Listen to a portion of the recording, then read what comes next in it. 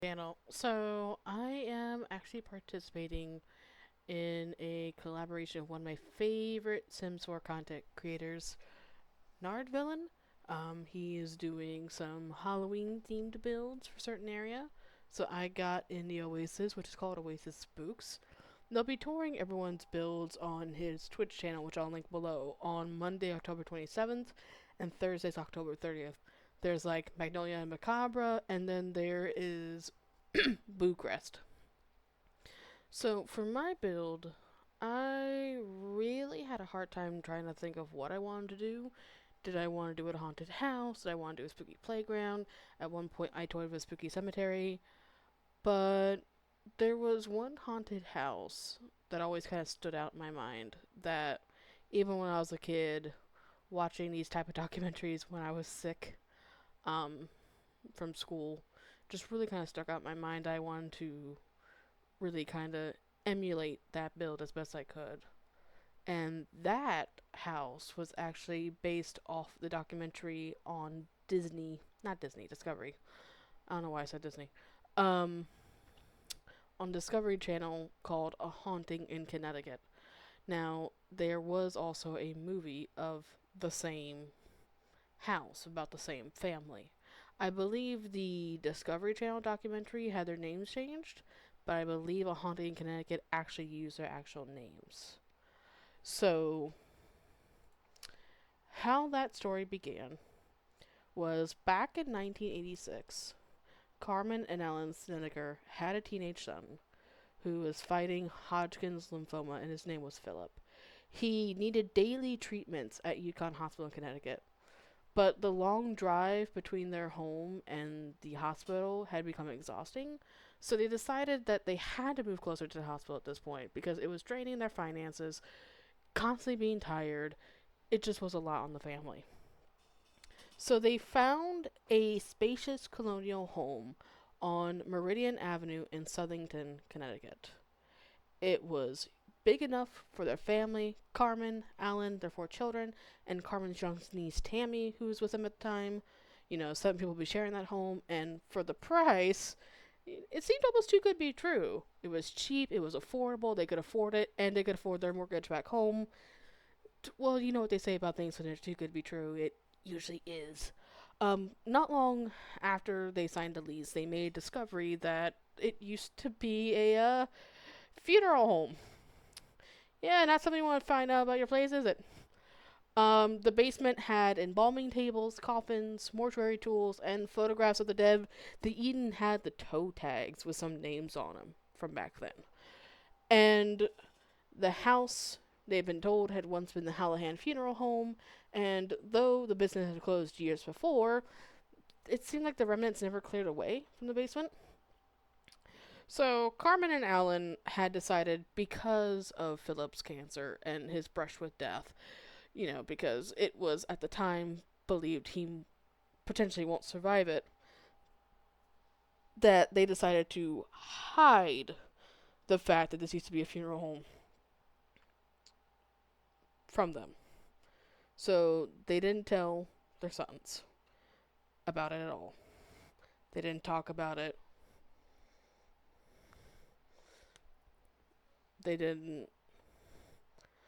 I'm trying to give this the reverence it deserves. Um, they didn't discuss it. They didn't talk about it. They didn't bring it up with the kids at all. Which turned out to be a mistake in the end, but we'll get there. Um, so once they kind of moved in, slowly things kind of just had changed and things had started to happen. Philip and his younger brother Bradley chose a bedroom that had once been the coffin display room down the basement. Um, it wasn't too long before Philip had said he started to see a dark figure, a man with long black hair who whispered threats to him in the night. Bradley also reported shadows moving across the walls and voices calling his name. He also said at one point it seemed like his sister had come down the stairs and was flipping the light switch on and off. And lo and behold, he would yell at her to quit it, chase her upstairs, and come to find out she was asleep in her room. There was also a story of that was told by Philip that at one point the family started sleeping the lights on because they got scared. Well, Alan, after seeing the light bill, got mad and unscrewed all the light bulbs in the house in anger. So then, over time as well, Carmen had started finding body tags, coffin hardware that seemed to appear randomly, personal items of the deceased. One time she was mopping the kitchen floor, and when she plunged the mop back in and threw the water down, it turned a deep red and it smelled of decay, as if it was blood. Tammy, the niece, had said while she was sleeping something would press down on her, making it impossible to breathe. She also had talked about the rosary beads coming off her neck and snapping, and the beads going everywhere at one point because she started sleeping with a rosary. So over time, Philip's behavior began to change. He was known as a gentle soul, never really hurt anybody. But he started becoming angry, withdrawn, violent. He would lash out at his siblings all the time. Bradley later recalled being swung around on an old gurney until he begged to stop. On another occasion, Philip locked him inside a trunk and walked away, later claiming he didn't remember doing it. So these kind of got explained away over time because of his cancer diagnosis. Maybe it was just going through the stages of grief because it was possible he could die. Maybe he's just trying to cope with it. But it came ahead when Philip attacked Tammy. An incident that led Carmen to make the decision to hospitalize her son. Doctors had diagnosed him with schizophrenia, but Carmen had kind of wondered if there was something darker influencing him. As soon as he got hospitalized, though, he did tell his mother, "When I'm gone, you're next." And activity kicked up. There were cold spots that followed them from the room to room. Objects had moved on their own, doors slamming violently in the night, and Carmen herself reported being touched and assaulted by an unseen force.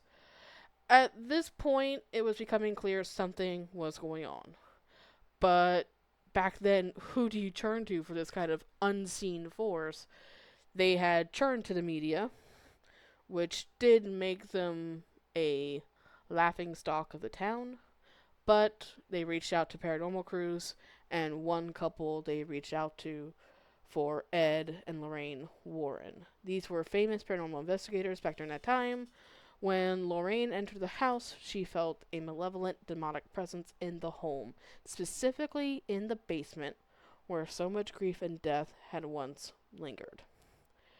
So after they did their investigation and kind of looked into it, and the paranormal investigators also did their investigation, and Lorraine Warren contacted the Catholic Church and got a priest in September of 1988 to perform an exorcism of the house.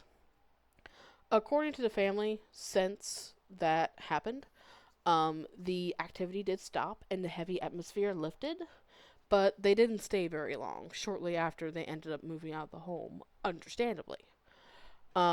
Story became famous. It was retold in books, documentaries, as I said, and eventually in the film The Haunting in Connecticut.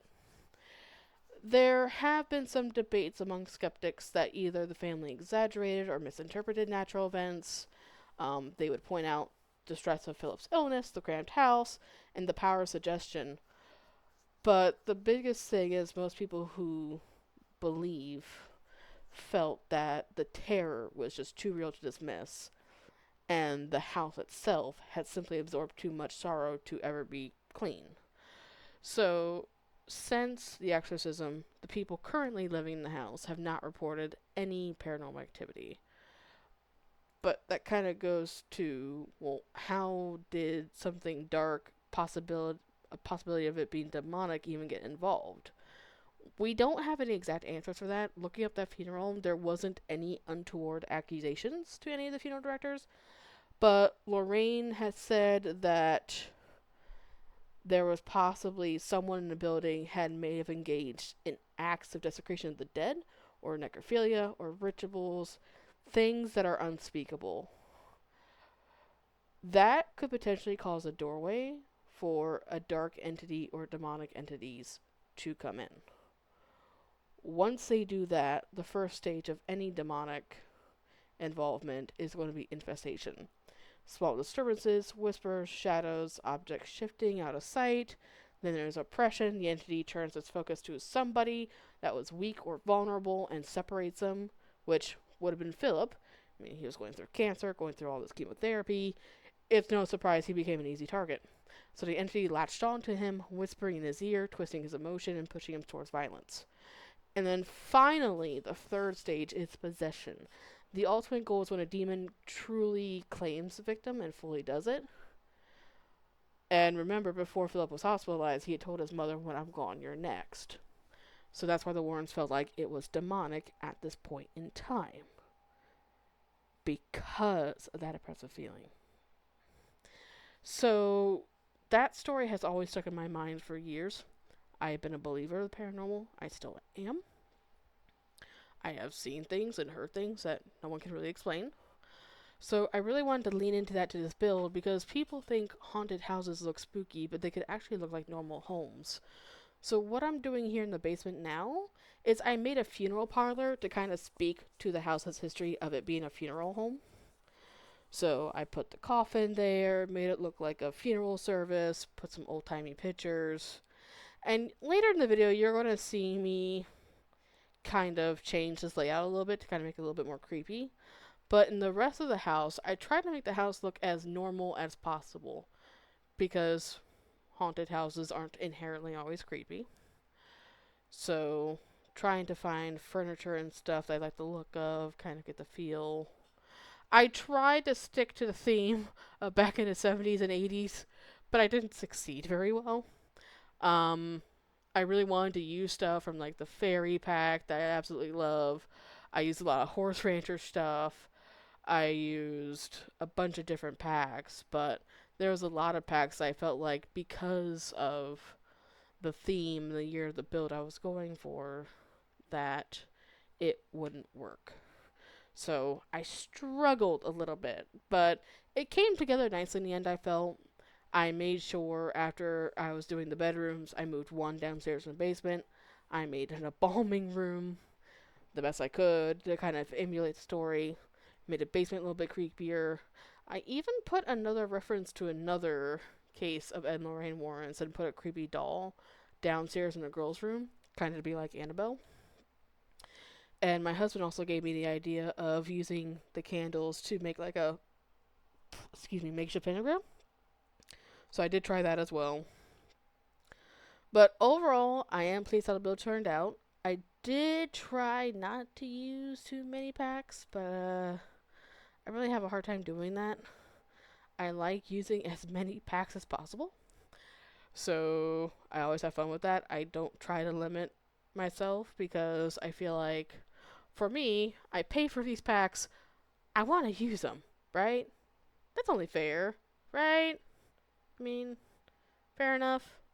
This build actually took me about 2 days to do. Planning it took about an extra day just because I was trying to plan it in my mind. I was looking at photos of the house, trying to emulate it exactly, but that's easier said than done. So I try to emulate key points of it, of how it looks on the outside.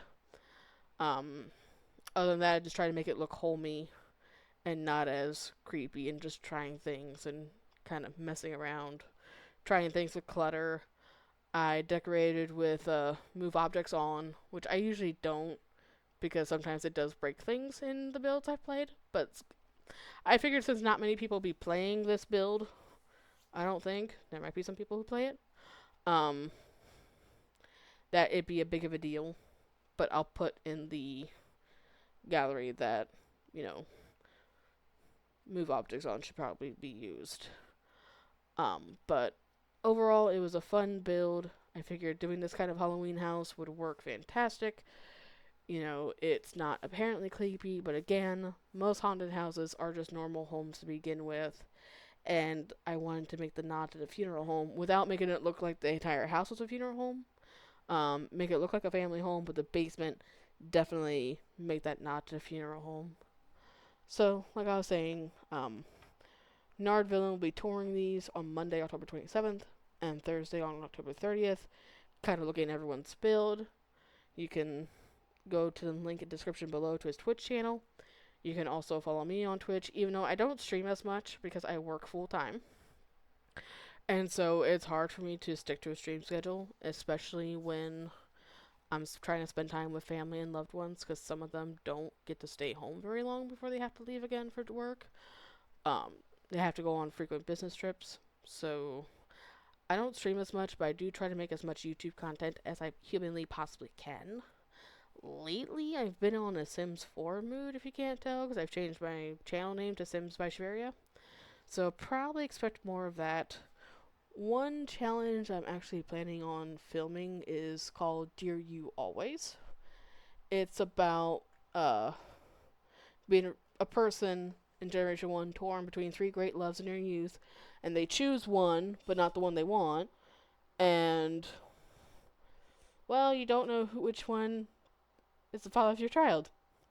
So I thought that'd be kind of spicy. I don't know when I'll get time to film it, but I'll try to film it as soon as I can. But anyhow, I hope you guys enjoyed the build and enjoyed the house.